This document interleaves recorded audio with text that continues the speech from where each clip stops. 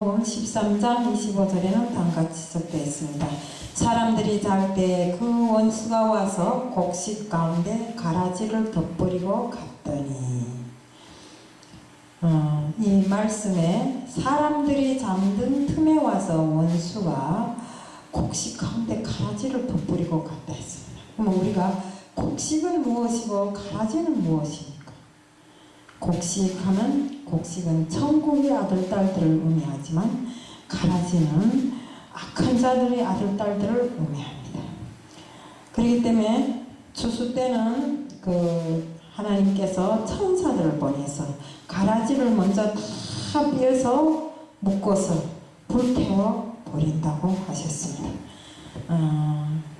그러나 우리가 잠든 틈에 와서 원수가 곡식밭에 가라지를 돋보려 놓았으므로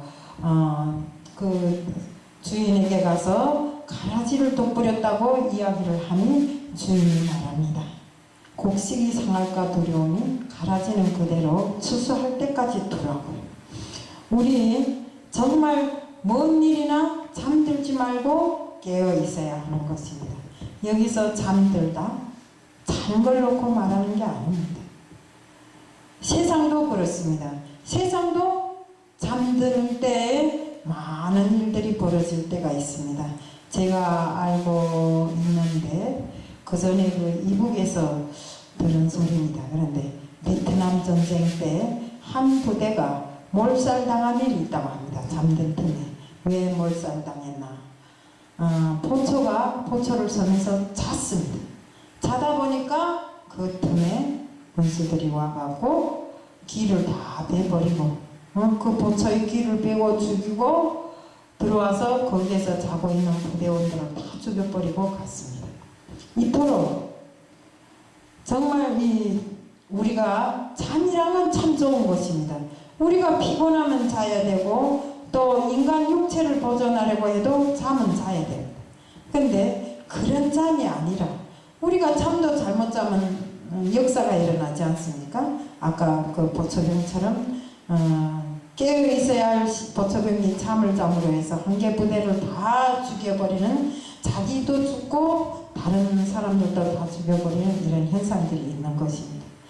존다는 것은 참 무서운 일이 많이 벌어집니다. 우리가 자동차를 운전하면서도 졸다 보면 어떻습니까? 차 사고를 날 때가 많잖아요. 또 우리 보면 성경에 보면 예수님의 제자들도 깨어 있어야 할 그 시간에 잠들어 있음으로 해서 솔직한 말로 시험에 넘어져 버리는 이런 현상들이 있었습니다.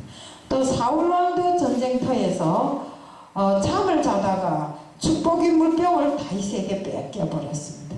우리 성경에 보면 유두고도 예수님의 그 설교를 듣다가 창문턱에 앉아 졸다가 떨어졌습니다. 이렇게 우리는 잠을 자다 보면 잘못되는 현상들이 많이 벌어지고 있는 것입니다. 바로 원수가 와서 가라지를 뿌린 시간도 잠자는 시간이었습니다. 그러면 우리가 여기서 말하는 잠이라는 것은 내가 육신의 잠이 아닙니다. 우리가 믿는 사람들이 영적인 잠을 놓고 말하는 것입니다. 영적으로 준비되지 못하고 깨어있지 못함으로 해서 나에게 마귀 사탄이 유혹과 위협들이 그냥 들어오는 이런 현상을 놓고 말하는 것입니다. 우리 정말 살면서 다시 한번 나의 영적인 모든 것들을 생각해 보지 않을 수 없습니다. 우리는 깨어있는 영적인 파수꾼이 되어서 항상 정말 하나님 앞에 바로 서야 되고, 정말 영적으로 깨어서 내 가정도 지켜야 되고, 또 나의 영적인 그 모든 것을 다 지켜야 됩니다.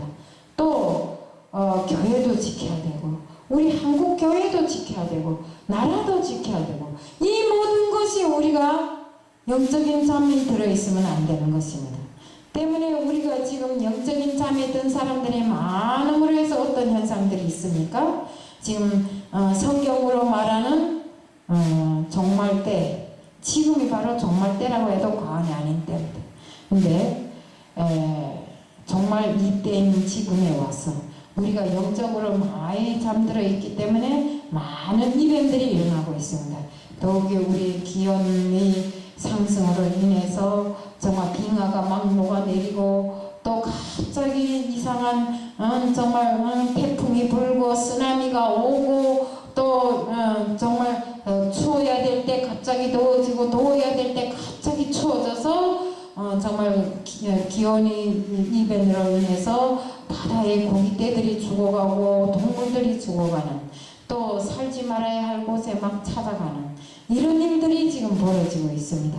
이것이 바로 종말 때 있는 것이지만 우리가 종말이 지금 다가온 것은 육신의 종말보다도 우리 중요하게는 우리 영적인 종말이 지금 다가오고 있는데 우리가 영적으로 깨어있지 않고 잠이 들어있음으로 해서 지금 뭐입니까? 세계는 동성애를 지지하고 동성애 포례대회가 지금 내거리에서 당당하게 진행되고 있고 그것을 또 한편으로는 지지하는 사람들이 있는가 하면 그것을 반대해서 정말 싸우고 있는 사람들 이 모든 것을 놓고 볼 때 정말 소돔과 고모라와 같은 이런 현상들이 지금 마구 일어나고 있는 것입니다. 우리 동성애나 동성애를 인해서 많은 사람들이 70대가 하고 있고 이 세상에 세우신 하나님의 창조 질서가 파괴되고 있는 지금 이때 정말 우리가 뒤돌아보면 소돔과 고모라와 같은 이런 일이 다시 한번 소돔과 고모라도 어땠습니까? 이런 일로 해서 멸망하지 않았습니까? 바로 이런 현상이 우리들에게 다가오고 있다고 생각합니다.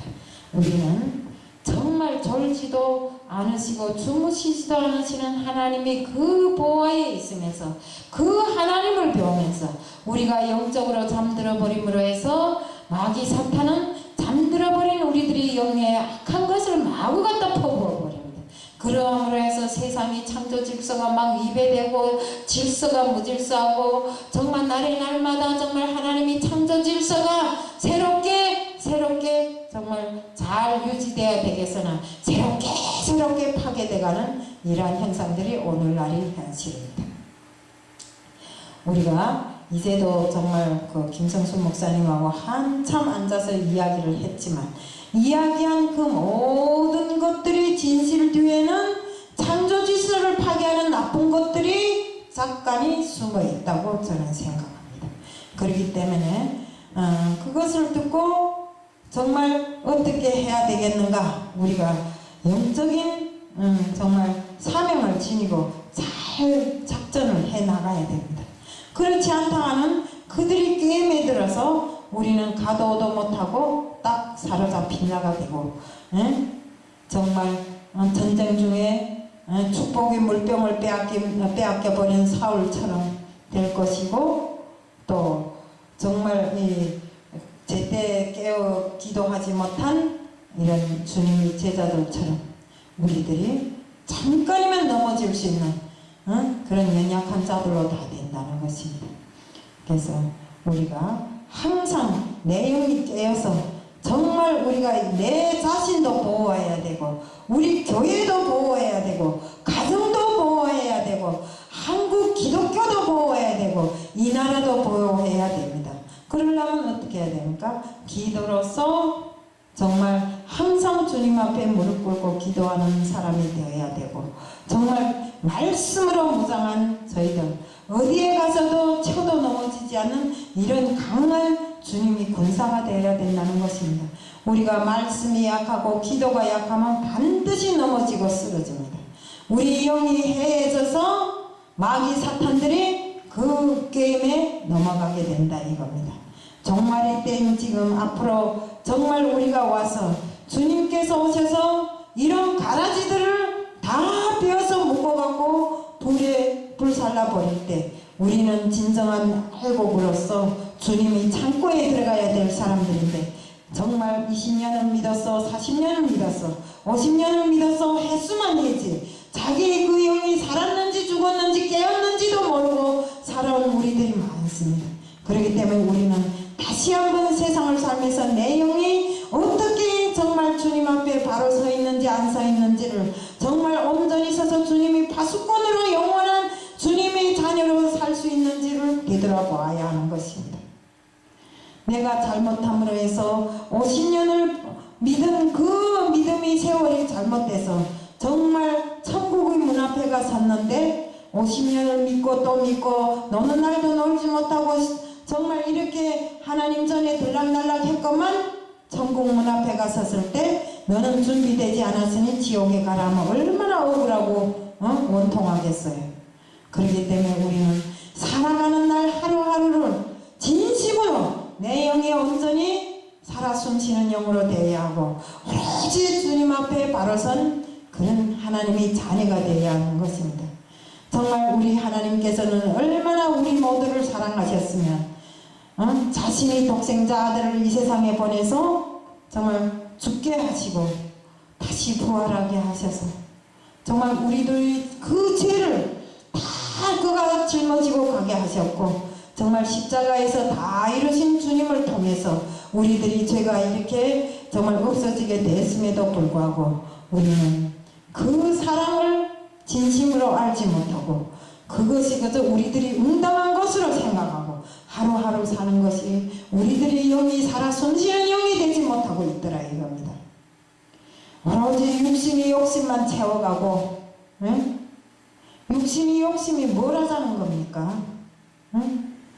우리가 정말 제가 전번에도 이야기했지만 알렉산더 대왕이 세계를 정복하고 정말 많은 땅을 차지했어도 그가 병들 인도에 갔을 때 그가 병들었다 해서 사병들이 그 반항에 의해서 반항과 열병에 의해서 그가 죽을 때 마지막 한마디 남긴 것이 내 손을 무덤 바깥에다 내놓고 묻으라고 하는 그것밖에 더 없습니다. 왜요? 자기가 그토록 세상을 다 끌어안고 이 손으로 다 끌어안고 살았지만 나중에는 그 세상을 자기가 가지고 가지 못한다는 것입니다. 인간의 욕심이 이렇게 클진데 욕심으로 인해서 세상의 그 육신의 욕심으로 인해서 세상을 다 장악하자고 이렇게 하면 안 된다 이겁니다. 록펠러가 그토록 세상에 부자라고 살고 있지만 사람들이 록펠러에게 이제는 더 바랄 것이 없지 않냐 하니까 아직은 조금 더요. 이것이 세상의 화제입니다. 록펠러가 그렇게 세상의 부자로 살아도 아직은 조금 더요 하는 그 말이 무엇인가요? 바로 인간의 욕심, 육의 욕심인 것입니다. 그렇기 때문에 우리는 육신의 욕심을 채우고 육신의 삶을 채우려고 애쓰지 말고 우리 영을 새롭게 정말 다듬고 보듬어서 정말 하나님이 바라시는 그 하나님의 자녀로서 하나님이 온전히 양육하는 그 자리에 우리가 서야 된다 이겁니다. 우리 영이 잠들어 있으면 안 됩니다. 그때는 반드시 마귀 사탄이 와서 우리 영에 나쁜 것을 심어놓습니다. 뽑을래야 뽑을 수가 없습니다. 가라지를 왜 못 뽑는지 압니까? 가라지라는 물건은 저 열대지방에서 나는 아주 독성이 강한 물건인데 사람이 먹으면 토하고 쏘고 하다가 질식해서 죽기까지 하는 이런 물건입니다. 그런데 식물인데 이 가라지라는 물건은 뿌리가 깊게 넓게 박히기 때문에 그 가라지 한 포기를 뽑으면 그의 옆에 붙은 곡식들은 다 뽑아져 버리는 것입니다. 가라지를 뽑으려 하다 곡식까지 다칠까봐 가라지를 뽑지 못하고 가을까지 돋우는 이유가 거기에도 있습니다. 바로 그렇기 때문에 하나님께서는 우리들을 그토록 사랑하셔서 원수 마귀가 와서 버린 그 가라지를 뽑지도 못하고 분명히 그것은 가라지라는 걸 알면서도 나쁜 것이라는 걸 알면서도 사랑하는 하나님의 자녀들을 위해서 정말 종말이 때까지 기다리는 것입니다. 우리는 준비를 제대로 해야 됩니다. 우리가 이 성전에 들어와서 정말 하나님의 말씀을 들을 때도 그렇고 세상에 나가서도 그렇고 우리는 우리 영이 살아 숨쉬고 항상 우리 영이 정말 새롭게 전변되어서 하나님이 온전한 파수꾼이 되어서 하나님의 말씀을 이 땅에 실현하는 하나님의 군사로 되어 있어야 된다는 것입니다. 그러자면 우리는 어찌해야 됩니까? 항상 우리 영이 깨어 있어야 됩니다.